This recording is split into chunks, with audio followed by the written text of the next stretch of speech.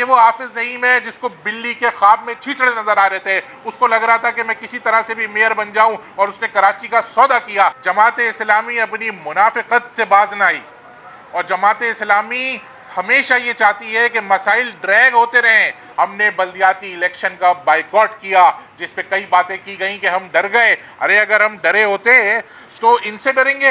अपने इस इशू पे बार बार बात करेगी और इससे पीछे नहीं हटेगी, इस पे कोई कॉम्प्रोमाइज नहीं करेगी। तो आज हम ये डिमांड करते हैं कि ये सारे इख्तियारात हम कराची से कश्मीर तक तमाम लोकल बॉडीज के लिए मांग रहे हैं। और अगर मैं अपने शहर की बात करूं तो आज तो पीपल्स पार्टी का मेयर है।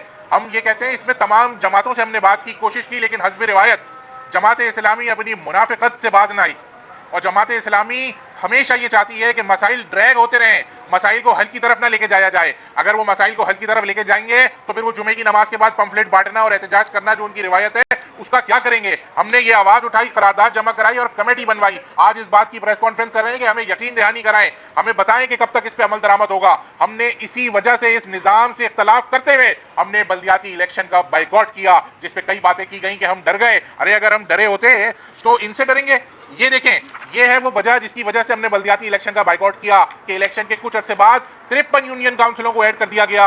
53 यूनियन काउंसिल एक छोटा शहर बनाती हैं। इन यूनियन काउंसिल के वोटर्स को डिसएनफ्रेंचाइज किया गया उस पूरे प्रोसेस से। आप मुझे बताएं, बगैर इन यूनियन काउंसिल्स के बने हुए ऐसा कैसे हो सकता है कि कोर्ट कह रहा है कि 10% से ज्यादा की वेरिएशन ना हो? अगर मैं सिर्फ औरंगी टाउन की मिसाल दूं तो एक यूनियन काउंसिल बना दी जाती है 30,000 वोटर पे और एक यूनियन काउंसिल बना दी जाती है 90,000 वोटर पे। तो ये कैसा इंसाफ है? हमें यकीन है कि इस नए निजाम के साथ जब एमक्यूएम का मेयर आएगा इंशाअल्लाह तो देखेंगे कि जैसे पहले हमने करके दिखाया, इस शहर के लोगों की खिदमत करेंगे, इस शहर के लोगों को हुकूक उनके डोर स्टेप पे जाके देंगे। ये कोर्ट का फैसला भी एमक्यूएम का मेयर अदालत में गया था, जिसके बाद ये कोर्ट का फैसला एमक्यूएम का मेयर 140A के हक में लाया है और मैं समझता हूं ये पाकिस्तान की आवाम के हक में लाया है। ये पूरे पाकिस्तान का मसला है। आज हम यहाँ खड़े होकर दोबारा कहते हैं हम तो मुर्तजा वहाब के लिए इख्तियार मांग रहे हैं, आज हम कराची के लोगों के लिए इख्तियार मांग रहे हैं, आज हम आपके सक्खर के मेयर के लिए इख्तियार मांग रहे हैं, आज हम आपके लाड़काना के मेयर के लिए, दादू के मेयर के लिए, नवाब शाह के मेयर के लिए, घोटकी के मेयर के लिए इख्तियार मांग रहे हैं, हम लाहौर के मेयर के लिए इख्तियार मांग रहे हैं। मुत्तहिदा कौमी मूवमेंट पाकिस्तान एक जिम्मेदार जमात होने के नाते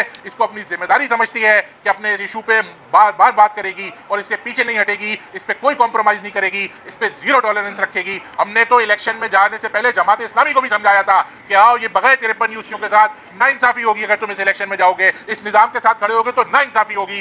ये वही हाफिज नईम है जो वसीम अख्तर से कहता था कि इख्तियार नहीं है तो इस्तीफा दे दो। आज की डेट में तुम अपने चेयरमैन से कहो जब इख्तियार नहीं है तो क्यों बैठे हुए हो इलाकों में, इस्तीफा दो। ये वो हाफिज नईम है जिसको बिल्ली के ख्वाब में छींटड़े नजर आ रहे थे। उसको लग रहा था कि मैं किसी तरह से भी मेयर बन जाऊं और उसने कराची का सौदा किया। लेकिन आप देखें कुदरत का निजाम कि ना वो मेयर बना और ना कराची के लोगों को एक मजबूत इफेक्टिव लोकल गवर्नमेंट सिस्टम बना। आज कोई मामला हो जाए तो पता ही नहीं है कि इल्जाम किस पे लगाना है।